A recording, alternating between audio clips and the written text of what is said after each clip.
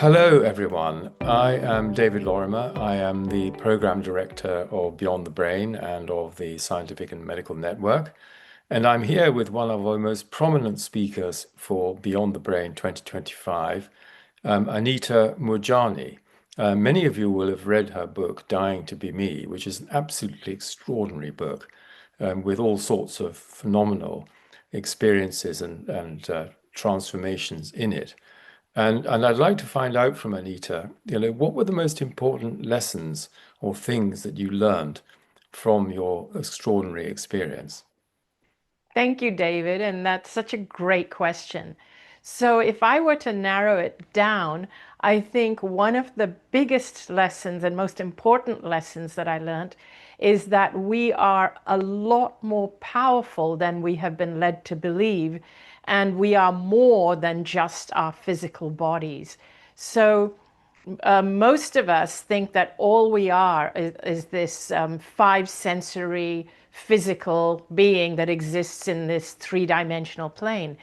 But when I was in that state, I call it the near-death experience state, it was like I had left my body. My body was lying there on the hospital bed, and I was not part of my body. I was basically dying, and my body was not conscious at all. My physical eyes were closed, and yet I continued to exist. And I had awareness that was much greater than what we perceive with our five senses. I wasn't seeing with my physical eyes, but I was aware of things that were happening all around me and beyond the hospital room.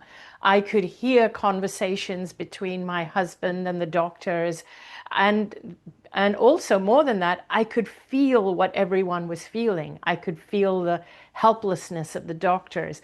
I could feel how my family were absolutely distraught. I could feel that my mother, who was there, was wishing it was her instead of me because she wasn't able to deal with the fact that her daughter was dying or going to die.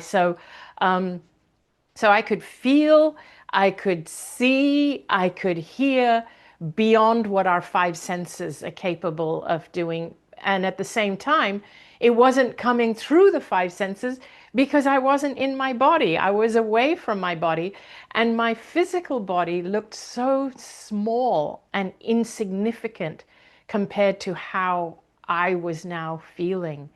You see, I had spent a lifetime feeling small and insignificant because I had been a people pleaser. I had been someone who was always trying to win people's approval. I had been bullied as a child. I had had a terrible relationship with my dad who never approved of me. And so I was always someone who was making myself small. I always felt powerless. I always felt like a victim of my circumstances. But when I left my body, I realized, oh my gosh, I am so much more. I'm not a victim. I actually have the power to change my life. And that was really the biggest feeling. It's like, I never knew that. I wished I had known how powerful I was and how much more than my physical body I was. I wish I'd always known that. And I had always believed that I was so limited and that I always believed I needed to earn the approval of others. You see, I also grew up in a culture with a lot of gender disparity. And I felt that just because I was a woman, I was more inferior. I knew that my dad had wished I was a boy when I was born, so I'd never met his approval. But now that I was out of my body, I understood. It was like a state of clarity where I even understood why I was the gender I was. I understood why I was so sick and had gone into the coma. And so it was just an incredible feeling that has changed the way I view life and has impacted so much the way I live now. And as some people may know, I was dying from end stage cancer. And the reason I share my story is because I believe that had I known this before I ever got sick, I never would have got sick in the Would first never place. have got sick. No, Yes. absolutely.